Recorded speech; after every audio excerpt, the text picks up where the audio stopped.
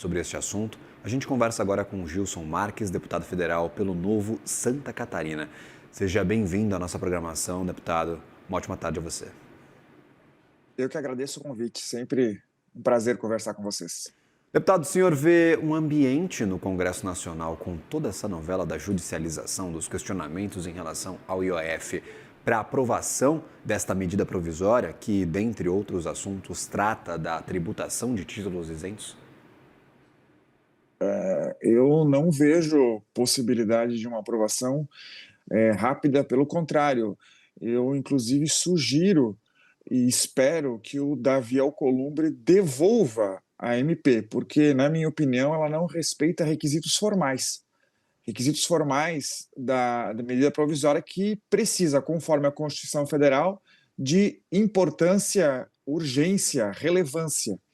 E não existe urgência nenhuma de tributos que estão do jeito que estão há mais de 30 anos. Alteração de 59 leis de uma hora para outra através de medida provisória. Essas alterações importantes precisam ser feitas com muita calma, com muita discussão, com análise de consequências dentro do legislativo. O executivo não pode legislar, ainda mais quando não é urgente e relevante, através de medida provisória, através de um único poder que é o executivo, que a sua função típica é executar, administrar e não legislar. Não vejo, até por esse ponto formal, retirando a competência do legislativo, isso por si só não é bem visto por grande parte dos parlamentares, é uma simples aprovação, ratificação do que o executivo diz que é importante ou diz que é certo fazer. Deputado, o senhor acredita que o governo comete um erro, erra ao mirar nestes papéis para aumentar a arrecadação, neste movimento de tentar equilibrar as contas públicas? Sim, erra demais. E explico. Entrando no mérito, não adianta ele aumentar a arrecadação se ele continua gastando. Se você pegar os números de 2023, eles arrecadaram 100 bilhões a mais do que no ano anterior. Então, é uma grana gigantesca que foi arrecadada a mais. Por que isso não importa? Porque o governo, apesar disso, gastou a mais 290 bilhões de reais. Ou seja, para cada real que ele arrecada a mais, ele gasta outros dois a mais. Então, ele não vai equilibrar as contas nunca se ele continuar gastando como um pródigo, desperdiçando, administrando mal. A solução ela não passa por arrecadar mais, ela passa por reduzir despesa, reduzir a máquina pública, administrar melhor, deixar o dinheiro, ao contrário, na mão do trabalhador, na mão do empreendedor. Assim a gente vai conseguir um crescimento econômico sustentável. A gente está tendo mais arrecadação com pouco crescimento. Não vai ser a solução nunca. A gente precisa dizer que o governo, o executivo, e aqui dando a mão à palmatória, o Congresso também precisa apertar o cinto.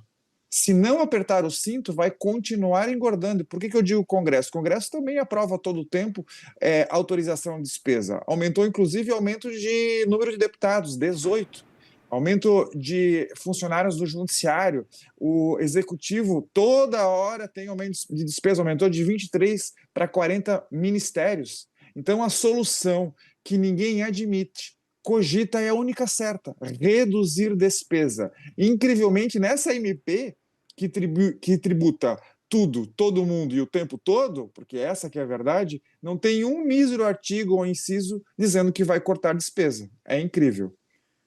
Qual que é o impacto de uma possível tributação destes 5% sobre principalmente o agronegócio, que foi mais vocal, foi mais hemorrágico ao se opor a essa medida? Isso pode afetar talvez as produções, as próximas produções, no caso da safra, que pode ser plantada agora neste próximo ano safra? Essa é uma pergunta que o governo assumiu uma estratégia de dizer que vai tributar os ricos para dar aos pobres. Acontece que ele até pode mirar no rico, mas ele acerta o pobre. Veja bem, quando você vai tributar um fundo do agronegócio ou um fundo imobiliário, dá a entender que você está tributando o banco, aquele investidor, o rentista que vive de juro.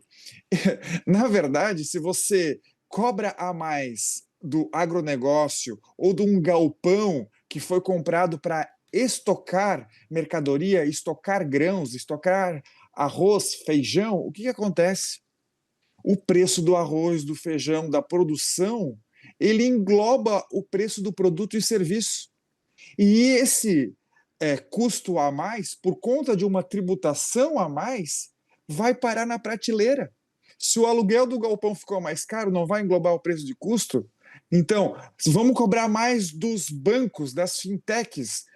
Quem é que acha que o banqueiro, que o banco, que só tem 5 no Brasil, as fintechs, vão dizer assim, puxa, que legal, eu vou tirar aqui do meu lucro para pagar mais imposto para os políticos administrar?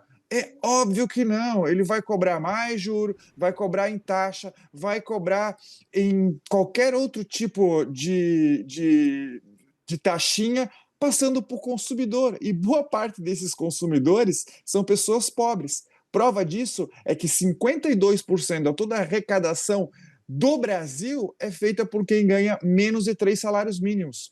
O rico, o quem tem dinheiro, vai fazer o quê? Vai mandar o dinheiro para fora, tem assessoria jurídica, tem contabilidade para dar algum jeito de pagar menos impostos. O problema é que o custo Brasil global, cada vez que se aumenta imposto, qualquer que seja, é transferido para os produtos, para os serviços e é repassado para os consumidores, a maioria pobre, infelizmente.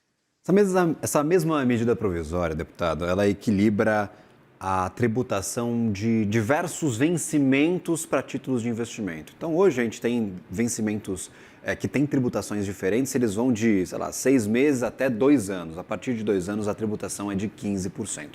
Todo mundo ficaria na mesma faixa de 17,5%. Então, teoricamente, a gente teria uma equalização, todo mundo ia ficar na mesma prateleira.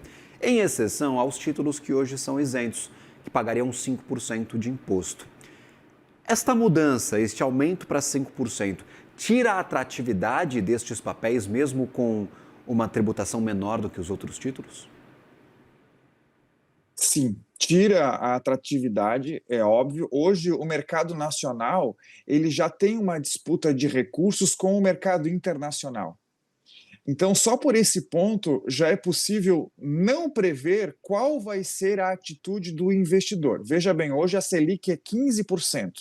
E existe ainda assim, mesmo 15% sendo a taxa Selic, muitos brasileiros, muitos empreendedores, muitos investidores mandando dinheiro para fora, por exemplo, Estados Unidos, onde lá é 4,5%.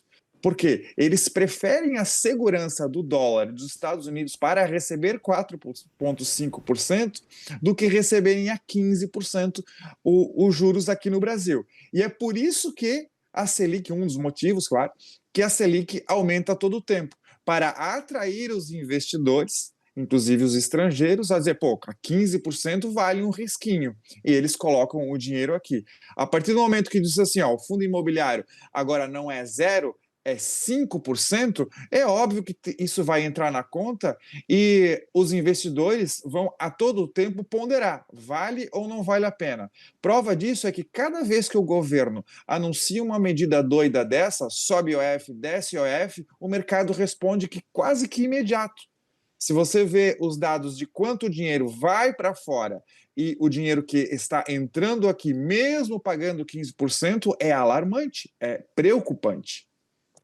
Conversamos com o Gilson Marques, deputado federal pelo Novo de Santa Catarina. Seja sempre bem-vindo à nossa programação, deputado. Obrigado pela disponibilidade por conversar conosco. E eu que agradeço. Um grande abraço. Agradecido.